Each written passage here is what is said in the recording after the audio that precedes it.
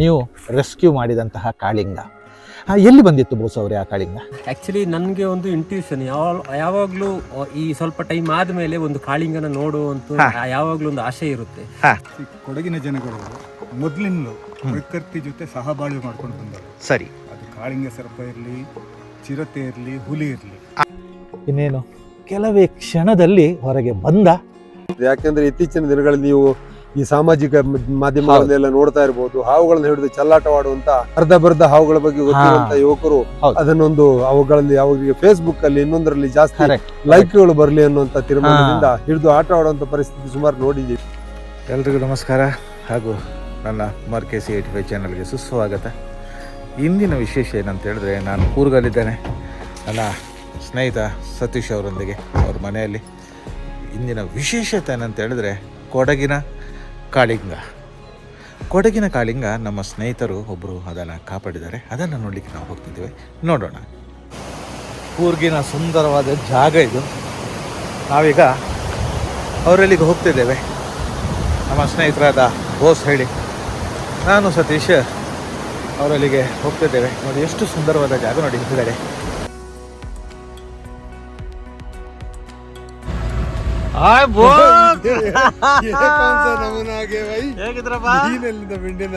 ಅದು ಹಾಗೆ ನಾವು ಇರುವುದೇ ಹೀಗೆ. ಇವ್ರು ನನ್ನ ಅಪ್ಪ ಸ್ನೇಹಿತ ಬೋಸ್ ಹೇಳಿ, ಇವರು ಸೋಮಣ್ಣ. ಹೌದು, ಹಾಗೆ ಇವರೆಲ್ಲ ನಮ್ಮ ಮಡಿಕೇರಿಯ ಸ್ನೇಹಿತರು. ಇವರು ಇಲ್ಲಿ ಹೌದು ಎಲ್ಲರೂ ರೆಸ್ಕ್ಯೂರ್, ಹೌದು. ನಾವೆಲ್ಲ ನಿನ್ನೆ ರೆಸ್ಕ್ಯೂ ಮಾಡಿದಂತ ಕಿಂಗ್ ಅವರದ ಬಗ್ಗೆ, ಅದೇ ಕಾಳಿಂಗದ ಬಗ್ಗೆ ನೋಡೋಣ. ನಮಸ್ಕಾರ ಬೋಸ್ ಅವರೇ, ತುಂಬ ಸಂತೋಷ ಆಯಿತು ನಿಮ್ಮನ್ನು ನಾನು ಬಹಳ ಸಮಯದ ನಂತರ ನಿಮ್ಮನ್ನು ಭೇಟಿ ಮಾಡ್ತಿದ್ದೇನೆ ಇಲ್ಲಿ ಕೂರ್ಗಲ್ಲಿ. ಅದೇ ಇನ್ನೊಂದು ಸಂತೋಷದ ವಿಷಯ ಅಂತ ಹೇಳಿದರೆ, ನೀವು ರೆಸ್ಕ್ಯೂ ಮಾಡಿದಂತಹ ಕಾಳಿಂಗ ಎಲ್ಲಿ ಬಂದಿತ್ತು ಬೋಸ್ ಅವರೇ ಆ ಕಾಳಿಂಗ? ನಮಸ್ಕಾರ ಹರೀಶ್ ಅವರೇ. ನಮಸ್ತೆ. ನಿನ್ನೆ ದಿವಸ ನಾನು ಯಥಾ ಪ್ರಕಾರ ನಮ್ಮ ಕೆಲಸ ಕಾರ್ಯಗಳಲ್ಲಿ ತೊಡಗಿದ್ದೆ. ನಾನು ಬರಪೊಳೆ ಎನ್ನುವ ನದಿಯಲ್ಲಿ ರಿವರ್ ರಾಫ್ಟಿಂಗ್ ಮಾಡ್ತಾ ಇದ್ವಿ. ರಿವರ್ ರಾಫ್ಟಿಂಗ್ ಮಾಡ್ತಾ ಇದ್ದಾಗ ನನ್ನ ಮಿತ್ರರಾದಂತ ಸೋಮಣ್ಣನವರು ಇದ್ದಾರೆ. ಆ ಸೋಮಣ್ಣನವ್ರ ಮನೆಯಲ್ಲಿ ತೋಟದಲ್ಲಿ, ಕಾಫಿ ತೋಟದಲ್ಲಿ ಗಿಡಗಳಿಗೆ ಗೊಬ್ಬರ ಹಾಕ್ತಾ ಇದ್ದಾಗ ಕಾರ್ಮಿಕರು ಇದೊಂದು ದೊಡ್ಡ ಹಾವು ಉಂಟು ಸಾಹೇಬ್ರೆ ತೋಟದಲ್ಲಿ ಅಂತ ಹೇಳಿ ಕರೆದ್ರು. ದೊಡ್ಡ ಹಾವು ಅಂತ ಹೇಳುವಾಗ ನಾವು ಮೊದಲು ಅದೇನು ಇದು ಹೆಬ್ಬಾವು, ಪೈಥನ್, ಇಂಡಿಯನ್ ರಾಕ್ ಪೈಥನ್ ಇರ್ಬೋದು ಅಂತ ತಿಳ್ಕೊಂಡೆವು. ಯಾವ್ದಕ್ಕೂ ಸೋಮಣ್ಣನ ಕಳಿಸಿದ ಜಾಗಕ್ಕೆ ಹೋಗಿ ನೋಡಿ ಬಾ ಯಾವ ಅಂತ ಹೇಳಿ. ಸೋಮಣ್ಣ ಹೋದವನ್ನ 5 ನಿಮಿಷದಲ್ಲಿ ಫೋನ್ ಮಾಡ್ತೇನೆ, ಇದೊಂದು ದೊಡ್ಡ ಕಾಳಿಂಗ, ತುಂಬಾ ಸರ್ಪ್ರೈಸ್, ನನ್ನ ತೋಟದಲ್ಲಿ ಇದೆ ಫಸ್ಟ್ ಬಂದಿದ್ದು.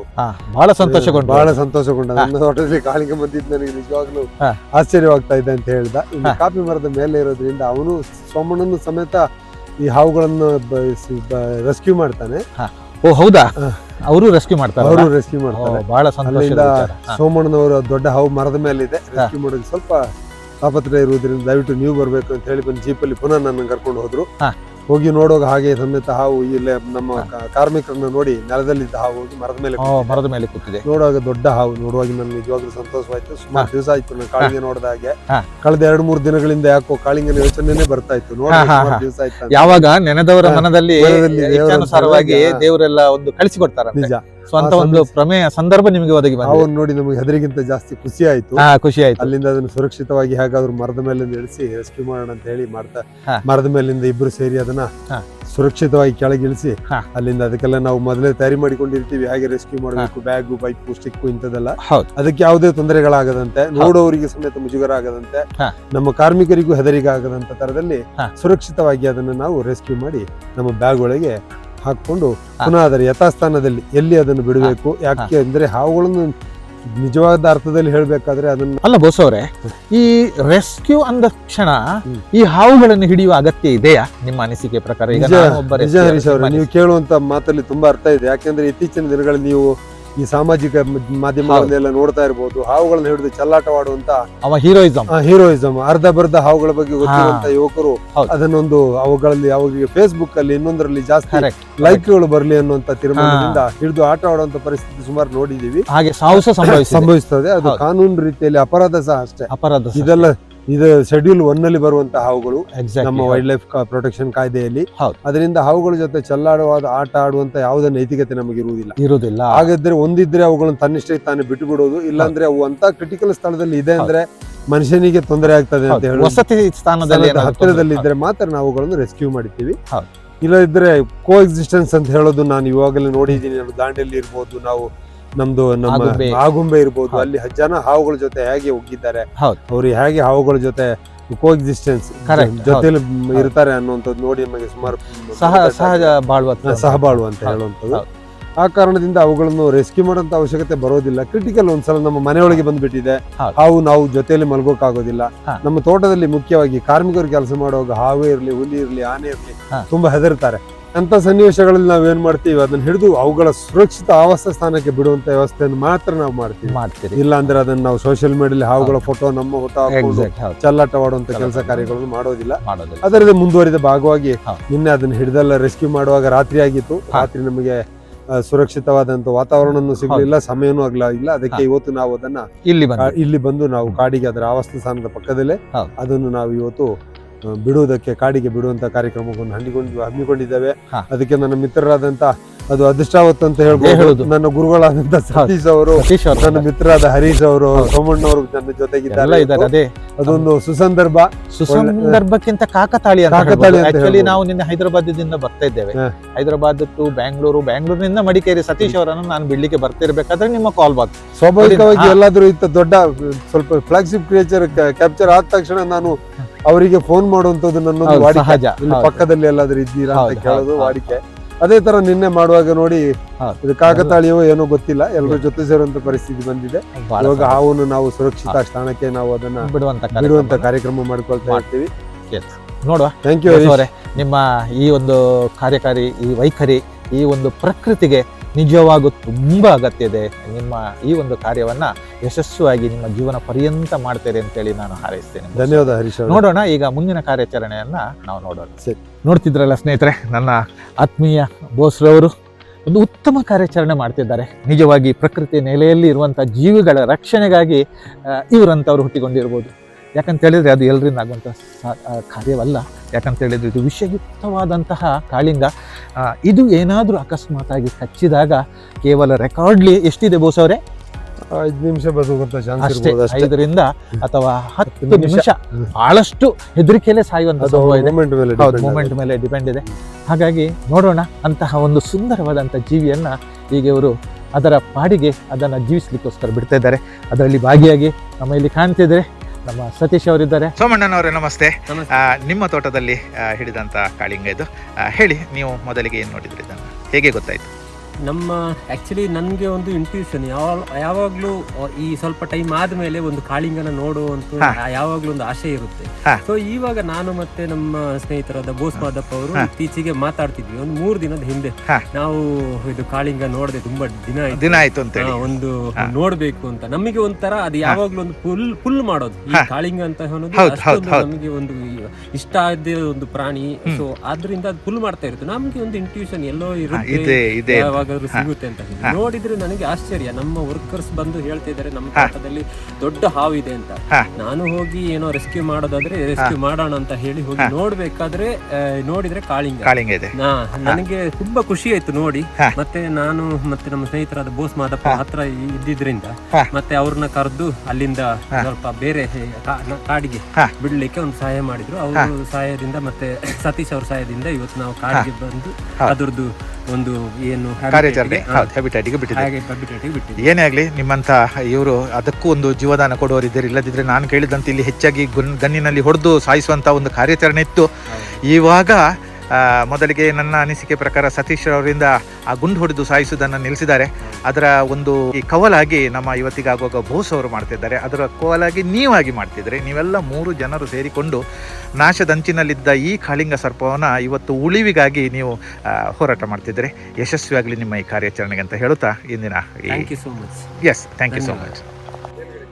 ನೋಡಿ, ಈಗ ತಾನೇ ಸತೀಶ್ ಅವರು ಕಿಂಗ್ ಕೊಬ್ರವನ್ನು ಅಂದರೆ ಕಾಳಿಂಗವನ್ನು ಬಿಡ್ತಾ ಇದ್ದಾರೆ. ಇನ್ನೇನು ಕೆಲವೇ ಕ್ಷಣದಲ್ಲಿ ಹೊರಗೆ ಬಂದ. ನೋಡಿ, ಹೊರಗೆ ಬಂದವನೇ ಒಳಗೆ ಹೋದ. ಅದೇ ರೀತಿ ಅವನ ಮೈಯ ಸುಂದರತೆ ನಿಮಗೆ ಕಾಣ್ತಾ ಇದೆ. ಇಷ್ಟು ಸುಂದರವಾದ ಜೀವಿ ನೋಡಿ. ನೋಡಿ ನೋಡಿ ಬಂದ, ತನ್ನ ಸುಂದರವಾದ ದೇಹ. ಹೌದು, ಚೀಲದೊಳಗೇನೆ ಅವನು ಬಹಳಷ್ಟು ತಟಕಾಡ್ತಾ ಇದ್ದಾನೆ. ನೋಡಿ, ಇದುವೇ ನಮ್ಮ ಇಲ್ಲಿಯ ಮಲೆನಾಡಿನ ಸುಂದರವಾದಂತಹ ಕಾಳಿಂಗ ಯಾವ ರೀತಿಯಲ್ಲಿ ನಿಮ್ಮನ್ನೇ ನೋಡ್ತಾ ಇದ್ದಾನೆ ನೋಡಿ. ಈ ಸುಂದರತೆ ಎಲ್ಲಿಯೂ ಸಿಗಲಿಕ್ಕಿಲ್ಲ ನೋಡಿ. ಎಷ್ಟು ಸುಂದರವಾದಂತಹ ಒಂದು ನೋಟವನ್ನು ಇಲ್ಲಿ ನೀವು ಕಾಣ್ತಾ ಇದ್ದೀರಿ.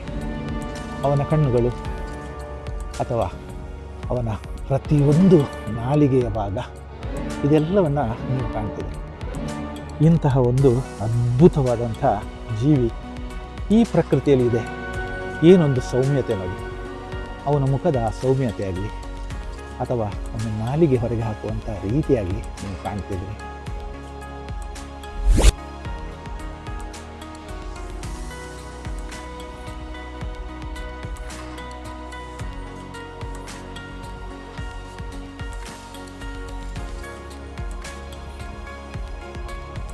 ನೋಡಿ, ಇದು ಅವನ ಮೈಯ ಬಣ್ಣ ಹಾಗೂ ಅವನ ಮೈಯ ಆಕಾರ ಎಷ್ಟು ಸುಂದರವಾಗಿದ್ದರೆ ನೋಡಿ.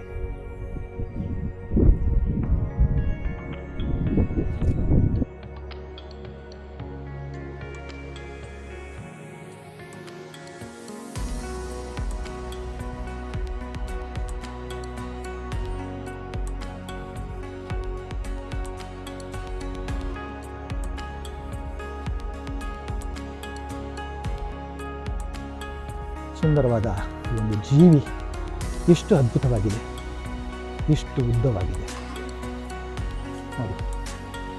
ತಾನೇ ಅವನು ಹೊರಟಿದ್ದಾರೆ. ತಲೆಯನ್ನು ಅಡ್ಡ ಹಾಕಿಕೊಂಡು ತನ್ನ ನಿವಾಸದೆಡೆಗೆ ಹೋಗಲಿಕ್ಕೆ ರೆಡಿಯಾಗಿದ್ದಾನೆ.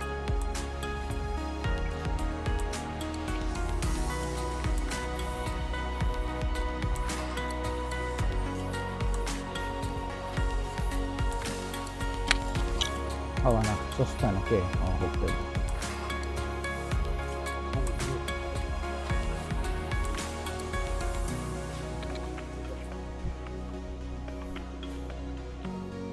ನಮಸ್ಕಾರ ಸೋಮಣ್ಣನವರೇ ಹಾಗೂ ಬೋಸ್ ಅವರೇ ಹಾಗೂ ಸತೀಶ್ ಅವರೇ. ಇಂದಿನ ಒಂದು ನಿಮ್ಮ ಕಾಳಿಂಗದ ಒಂದು ಕಾರ್ಯವೈಖರಿಯ ಬಗ್ಗೆ ನಿಮ್ಮ ಅನಿಸಿಕೆಯನ್ನು. ಕೊಡಗಿನ ಜನಗಳು ಮೊದಲಿಂದಲೂ ಪ್ರಕೃತಿ ಜೊತೆ ಸಹಬಾಳ್ವೆ ಮಾಡ್ಕೊಂಡು ಬಂದವರು. ಸರಿ, ಅದು ಕಾಳಿಂಗ ಸರ್ಪ ಇರಲಿ, ಚಿರತೆ ಇರಲಿ, ಹುಲಿ ಇರಲಿ, ಆನೆ ಇರಲಿ, ಅದ್ರ ಜೊತೆ ಸಹಬಾಳ್ವೆ. ಅದರಿಂದ ಅವ್ರಿಗೆ ಇದು ಕಾಮನ್ ಆಗು ಮೇಲೆ ನೋಡಿದಾಗೆ ತೋಟಕ್ಕೆ ಬರುತ್ತೆ, ಹೋಗ್ತಾ ಇರುತ್ತೆ. ಕೆಲವೊಮ್ಮೆ ಮನೆ ಒಳಗೆ ಬಂದ್ರೆ ನಮ್ಮ ಸೋಮಣ್ಣ, ಬೋಸು ಕರೀತಾರೆ, ರೆಸ್ಕ್ಯೂ ಮಾಡ್ತಾರೆ, ಚೆನ್ನಾಗಿ ರೆಸ್ಕ್ಯೂ ಮಾಡ್ತಾರೆ. ಅದೇ ರೀತಿಯಲ್ಲಿ ನ್ಯಾಚುರಲ್ ಫಾರೆಸ್ಟ್ ಅಲ್ಲಿ ಬಿಟ್ಬಿಡ್ತಾರೆ. ಇದೊಂದು ಸುಂದರವಾದಂಥ ಕಾರ್ಯ. ಬೋಸ್ ಅವರೇ, ನಿಮ್ಮ ಒಂದು ಅನಿಸಿಕೆ ಇಂದಿನ. ನಮಸ್ತೆ ಹರೀಶ್ ಅವರೇ. ನಮಸ್ತೆ. ಯಶಸ್ವಿಯಾಗಿ ನಿನ್ನೆ ರೆಸ್ಕ್ಯೂ ಮಾಡಿದಂಥ ಕಾಳಿಂಗವನ್ನು ಇವತ್ತು ಅದರ ನಿಜವಾದ ವಾಸಸ್ಥಾನಕ್ಕೆ ಬಿಟ್ಟ ಖುಷಿ ಉಂಟು ಮನಸ್ಸಲ್ಲಿ ಅಲ್ವಾ? ನಾವು ಸ್ವಚ್ಛಂದವಾಗಿ ಕಾಡಿಗೆ ಹೋಗ್ತಾ ಇರುವಾಗ ನೋಡಿ ಮನಸ್ಸಿಗೆ ಸಮಾಧಾನ ಆಯ್ತು. ಎಲ್ಲಿ ಗೊತ್ತಿಲ್ಲದ ಜನರ ಕೈಗೆ ಸಿಕ್ಕಿ ಹೊಡೆದು ಸಾಯಿಸ್ಬಿಡ್ತಾರೋ ಅಂತ ಅನ್ನೋ ಚಿಂತೆಯಿಂದ ದೂರವಾಗಿ ನಿಶ್ಚಿಂತವಾಗಿದ್ದೀವಿ. ನಾವು ಸುಖವಾಗಿರ್ಲಿ, ಹಾಗೆ ರೈತರು ಚೆನ್ನಾಗಿರ್ಲಿ. ನಿಮ್ಮ ಆಶಯ. ಎಲ್ರಿಗೂ ನಮಸ್ಕಾರ. ಇಂದಿನ ಒಂದು ಶುಭ ಕಾರ್ಯ ಒಂದು ಪ್ರಕೃತಿಯ ಮಡಿಲಿಗೆ ಸೇರಿದ ಎಲ್ಲ ಸಂತೋಷದಿಂದ ನಾವಿನ್ನು ನಿರ್ಗಮಿಸೋಣ. S, thank you. ನೋಡಿದ್ರಲ್ಲ ಸ್ನೇಹಿತರೆ, ಪ್ರಕೃತಿ ನೆಲೆಯಲ್ಲಿ ಬೆಳೆದಂತಹ ಈ ಸುಂದರವಾದಂತಹ ಕಾಳಿಂಗ ಸರ್ಪ, ಇದು ಕೊಡಗಿನ ಸರ್ಪ. ಕೊಡಗಿನಲ್ಲಿ ಬಹಳಷ್ಟು ಪ್ರಚಲಿತದಲ್ಲಿರುವಂತಹ ಹಾಗೂ ಸಾಮಾನ್ಯವಾಗಿರುವಂತಹ ಈ ಸರ್ಪದ ಒಂದು ಕಾಳಿಂಗದ ಒಂದು ಸುಂದರತೆಯನ್ನು ನೀವೆಲ್ಲ ಕಂಡಿದ್ದೀರಿ. ಈಗಾಗಲೇ ಅದನ್ನು ಅದರ ಜೀವನದ ನೈಸರ್ಗಿಕ ನೆಲೆಗೆ ಬಿಟ್ಟಾಗಿದೆ. ಭೂಷಣ್ ನೇತೃತ್ವದಲ್ಲಿ ಹಾಗೂ ನಮ್ಮ ಸ್ನೇಹಿತ ಸತೀಶ್ ಅವರ ಮುಂದಾಳತ್ವದಲ್ಲಿ ಅದನ್ನು ಅದರ ಪಾಡಿಗೆ ಬಿಟ್ಟಾಯಿತು. ನೀವೀಗ ಆಗಲೇ ಕಾಣಿದ್ದೀರಿ ಅದರ ಒಂದು ರಾಜಗಾಂಭೀರ್ಯ ಅಥವಾ ಅದರ ಒಂದು ಗುಸುಗುಟ್ಟುವಿಕೆ ಅಥವಾ ಅದರ ಒಂದು ಮೈವರ್ಣನೆ, ಇದೆಲ್ಲವನ್ನು ನೀವು ಕಂಡಿದ್ದೀರಿ. ಅದೇ ರೀತಿ ಬೋಸ್ ಅವರು ಅದರ ಬಗ್ಗೆ ಇಲ್ಲಿಯ ಯಾವ ರೀತಿಯಲ್ಲಿ ಒಂದು ಪರಿಸರ ರಕ್ಷಣೆ ಅಥವಾ ಅದರ ಒಂದು ರಕ್ಷಣೆಯನ್ನು ಮಾಡಿದ್ದಾರೆ ಎಂಬುದನ್ನು ಸಹ ನೀವೆಲ್ಲ ಕೇಳಿಕೊಂಡಿದ್ದೀರಿ. ಇಲ್ಲಿಗೆ ನನ್ನ ವಿಡಿಯೋನ ಮುಗಿಸ್ತಿದ್ದೇನೆ. ಎಲ್ರಿಗೂ ಶುಭವಾಗಲಿ. ಬಾಯ್.